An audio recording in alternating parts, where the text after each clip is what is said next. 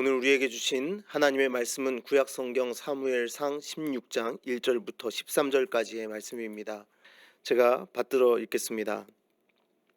여호와께서 사무엘에게 이르시되 내가 이미 사울을 버려 이스라엘 왕이 되지 못하게 하였거늘 네가 그를 위하여 언제까지 슬퍼하겠느냐.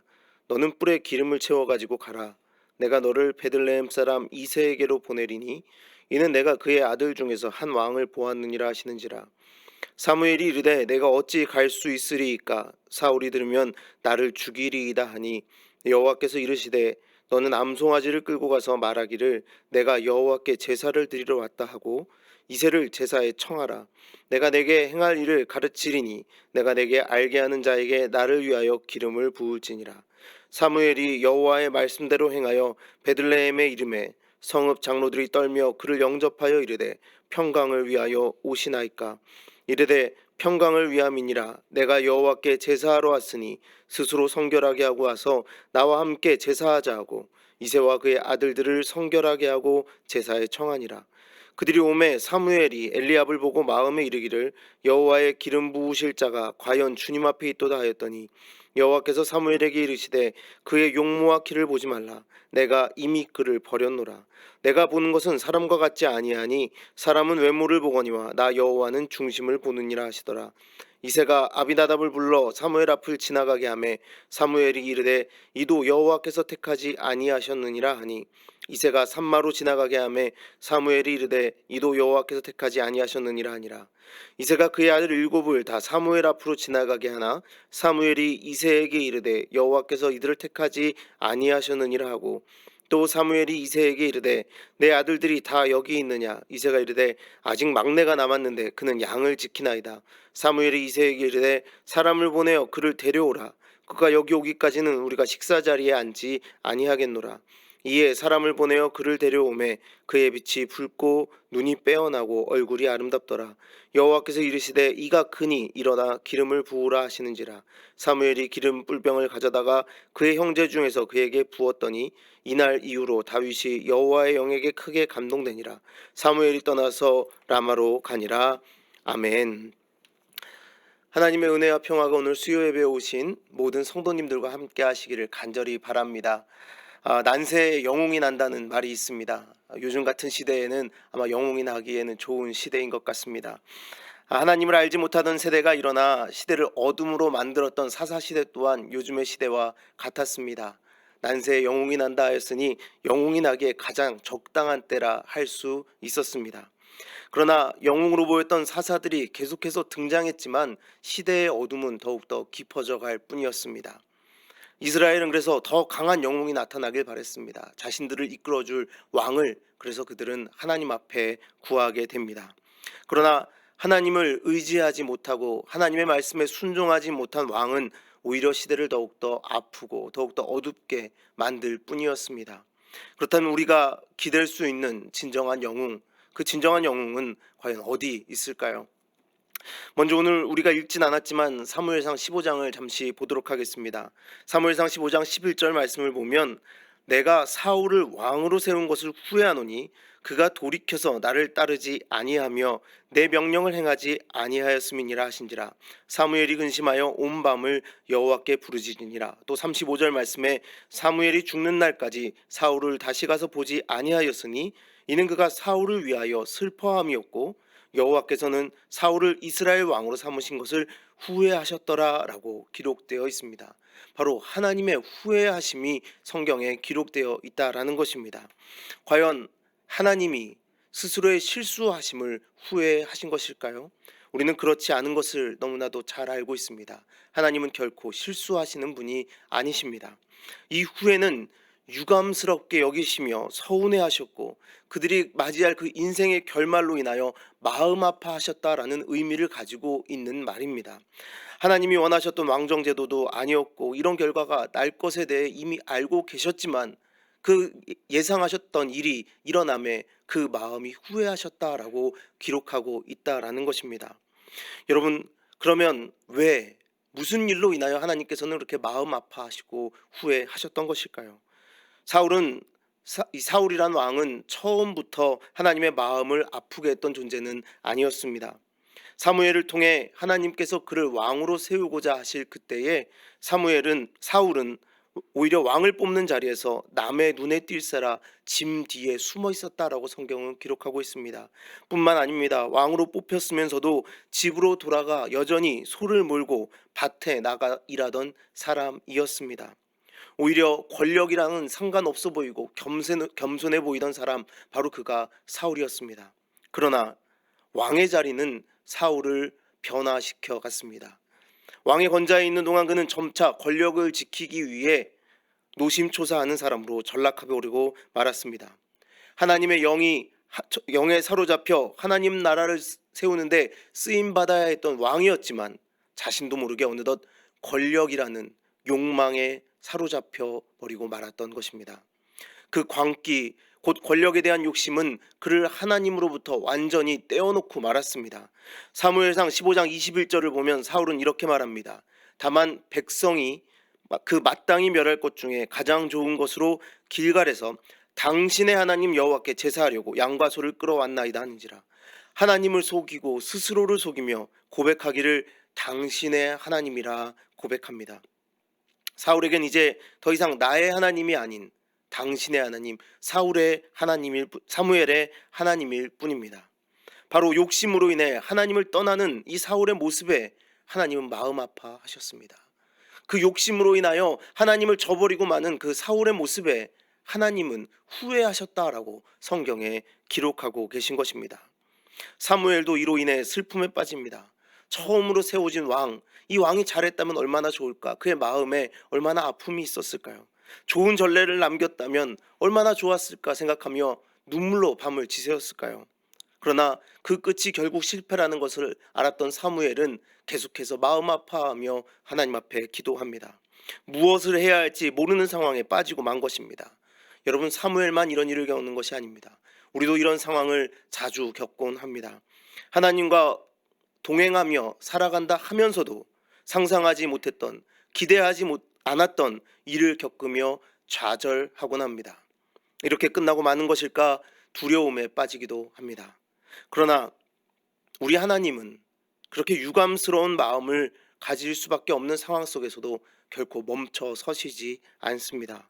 우리가 낙담에 빠져버린 그 순간에도 하나님은 먼저 일하고 계시다라는 것입니다. 그래서 오늘 말씀을 보면 하나님께서는 오히려 사무엘을 불러 언제까지 슬퍼하려느냐, 새로운 왕을 세우러 가라 명령하십니다. 1절 말씀을 함께 보겠습니다. 여호와께서 사무엘에게 이르시되 내가 이미 사울을 버려 이스라엘 왕이 되지 못하게 하였거늘 네가 그를 위하여 언제까지 슬퍼하겠느냐. 너는 뿔에 기름을 채워 가지고 가라.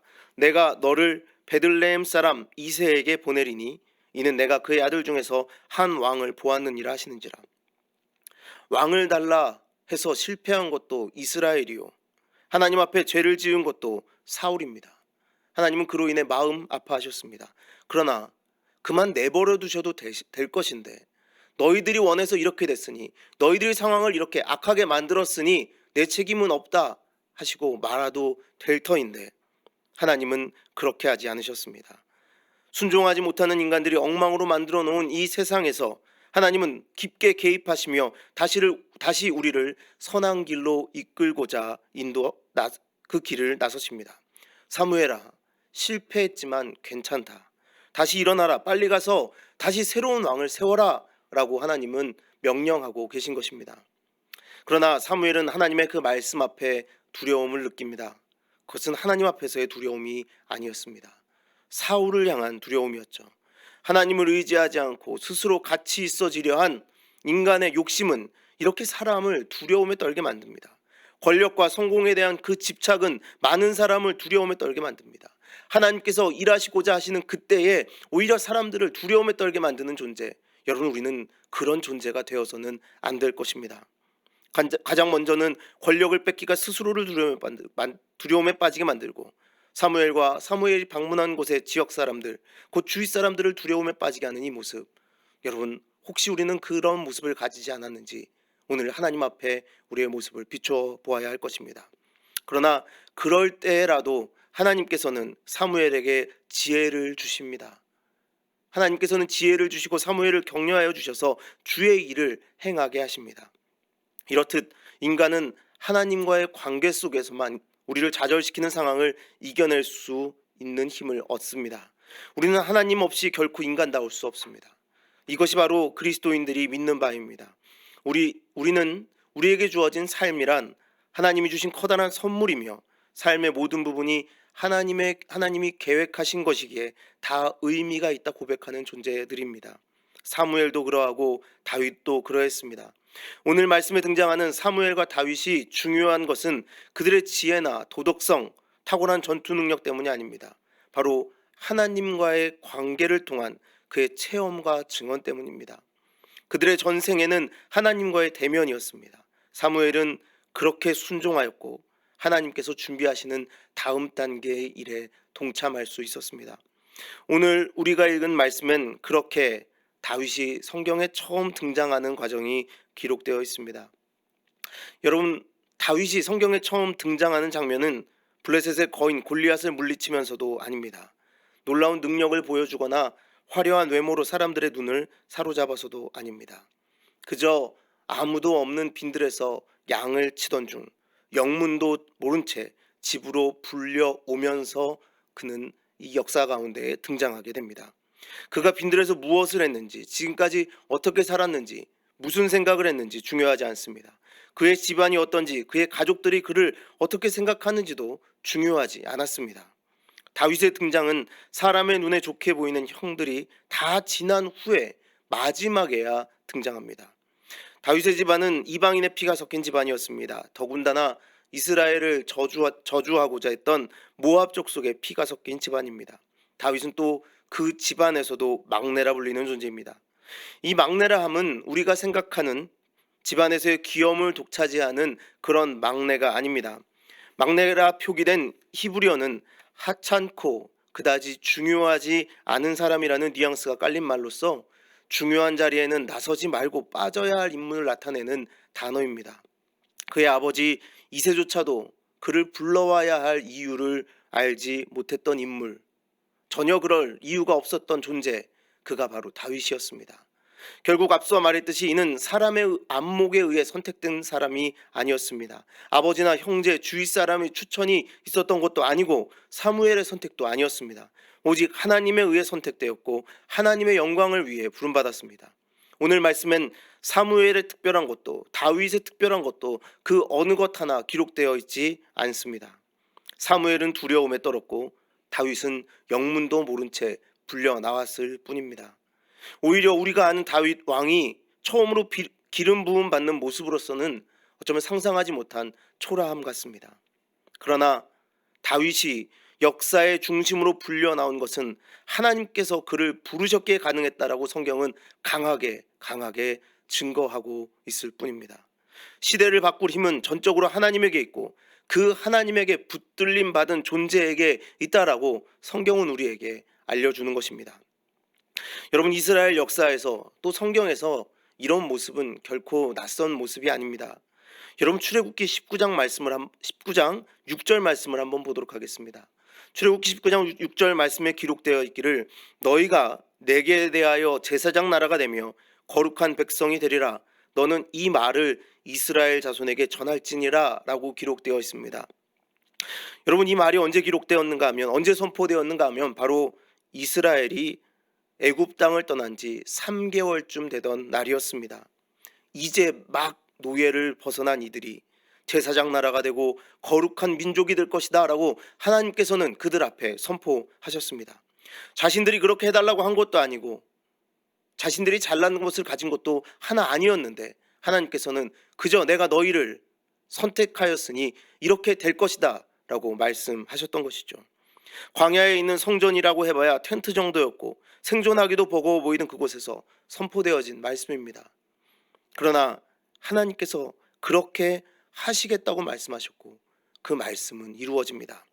그뿐만이 아닙니다. 모든 그리스도인들도 이 정체성을 부여받습니다. 베드로전서 2장 9절 말씀에 보면 그러나 너희는 택하신 족속이요 왕같은 제사장들이요 거룩한 나라요 그의 소유가 된 백성이니 이는 너희를 어두운 데서 불러내어 그의 기이한 빛에 들어가게 하신 이의 아름다운 덕을 선포하게 하려 하심이라 라고 기록되어 있습니다. 여러분, 이 말씀은 참 놀랐습니다. 제가 그렇게 될 수 있다라고요 하고 되물을 수밖에 없는 말씀입니다.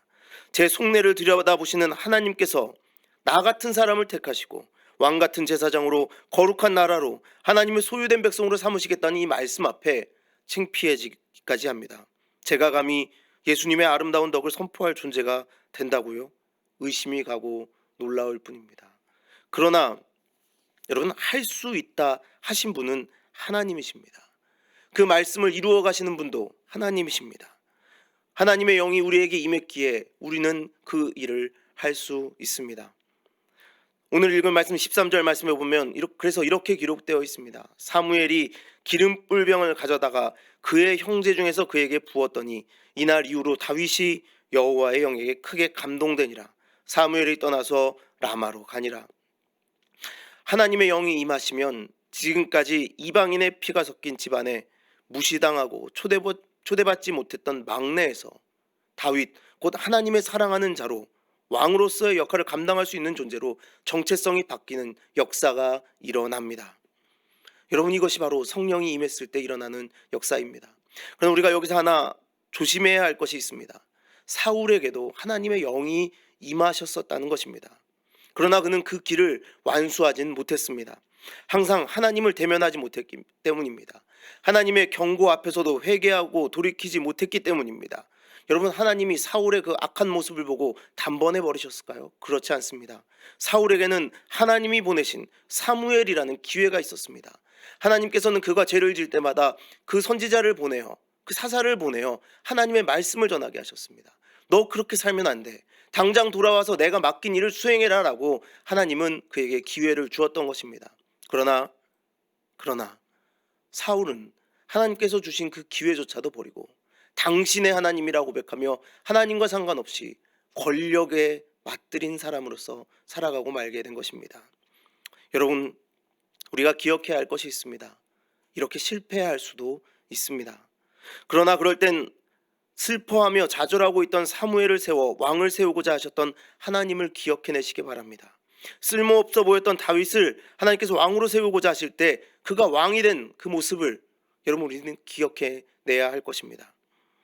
우리도 성령의 붙들림 받아 그렇게 쓰임받을 수 있음을 매일매일 기억하며 하나님 앞에 회개함으로 하나님의 부름받은 길을 나서는 모두가 되어야 할 것입니다. 여러분, 지금 많은 이들이 어두운 세상 속에서 갈 길을 몰라 헤매고 있습니다. 마음의 상처와 육신의 상처와 경제적 어려움으로 온 세계가 신음하고 있습니다. 이럴 때 하나님은 이 신음하는 세계를 그저 지켜만 보고 계시지 않습니다. 아무리 사사시대가 어두웠다 할지라도 하나님의 백성된 그들을 이끌고자 하셨던 것처럼 우리의 병든 세계에, 우리의 이 신음하는 세계에 하나님은 지금 깊이 관여하고 계십니다. 그리고 우리 구원받은 이들에게 기름 부으시며 함께 가자 하십니다. 우리는 예수 그리스도의 보혈의 능력으로 왕같은 제사장으로 부름받았습니다.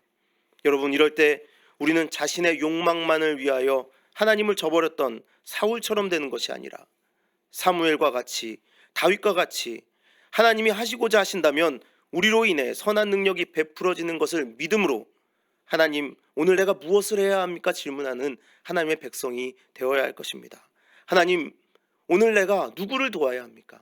하나님, 오늘 나를 어디로 보내십니까? 라고 매일매일 하나님께 물을 수 있는 존재들이 되어야 할 것입니다. 여러분, 시대가 어두운 것을 탓하지 마십시오. 초대교회는 어려움을 겪을 때에 왜? 라고 질문하지 않았습니다. 하나님, 우리가 무엇을 해야 합니까? 라고 질문했습니다. 우리 교회는 항상 그 초대교회의 모습을 담고자 노력합니다. 성령님이 임하셔서 시작되었던 그 교회의 모습을 회복하고자 애쓰는 것이 바로 우리 교회입니다. 여러분, 오늘 우리에게도 하나님의 성령이 임한 줄 우리는 믿습니다. 그렇다면 우리는 왜? 라고 묻는 것이 아니라 하나님, 왜가 아닌 무엇을 해야 합니까? 나를 어디로 보내시겠습니까? 무엇을 전해야 합니까? 라고 물을 수 있는 하나님의 백성들이 되어야 할 줄 믿습니다.